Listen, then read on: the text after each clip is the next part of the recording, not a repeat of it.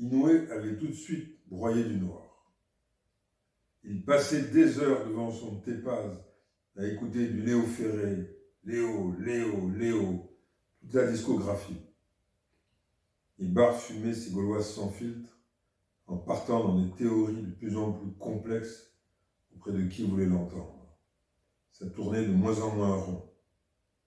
Il frayait avec cet artiste, Ben, qui avait la tête sur les épaules et engrangeait un gros capital pour son avenir. Barthes était naïf. Il prenait toutes les spéculations de son aîné pour argent comptant et donc il dévissait de plus en plus. J'avais remarqué qu'il faisait un peu peur à ses frères et sœurs. Un peu imprévisible, un drôle de raisonneur, ce Barthes. C'était son arme. Ça a commencé à chauffer sérieusement quand j'ai su qu'il était sorti en ville, le visage badigeonné de bonbons de couleur. Il avait fait le voyage à pied comme ça, de Nice jusqu'à Monaco. Ben avait appelé son père en disant que quelque chose ne tournait pas rond. Les amis l'avaient vu.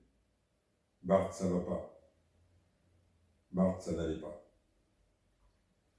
Jusqu'à ce jour de novembre 1966 où, présent à la table familiale, Sixte, comme à son habitude, parlait littérature. La culture, toujours la culture. Il vise un bouquin perché sur un rayonnage, ou plutôt la place du livre, car l'espace était vide.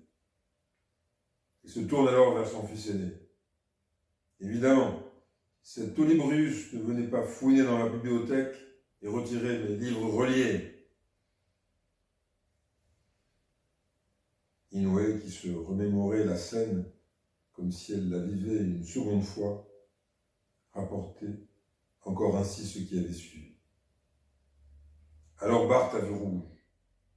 J'ai eu l'impression que la fumée lui sortait des oreilles. À cet instant précis, j'ai entendu cette phrase du curé teintée à mes oreilles. Parents, n'exaspérez pas vos enfants. J'ai vu Barthes se lever comme un taureau qui allait charger. J'ai eu peur qu'il ne commette l'irréparable. J'ai pensé aux colères de mon père. Mais non. Barthes s'est emparé de la bouteille de rosé bon marché, trônant au centre de la table. Barthes a serré la bouteille de ses deux mains en criant. Elle était encore presque pleine. Comme une éruption, on a alors aspergé tous les murs. Le papier blanc avec les étoiles dorées était resté taché. Les nuages roses délavés avaient subsisté pendant les mois suivants, comme autant de traces de reproches, car ça coûtait cher de tout refaire. Le cadet, François René, regardait longtemps après, d'un air gêné, ses taches de vin rosé devenues brunes, révélant on ne sait quel risque à venir.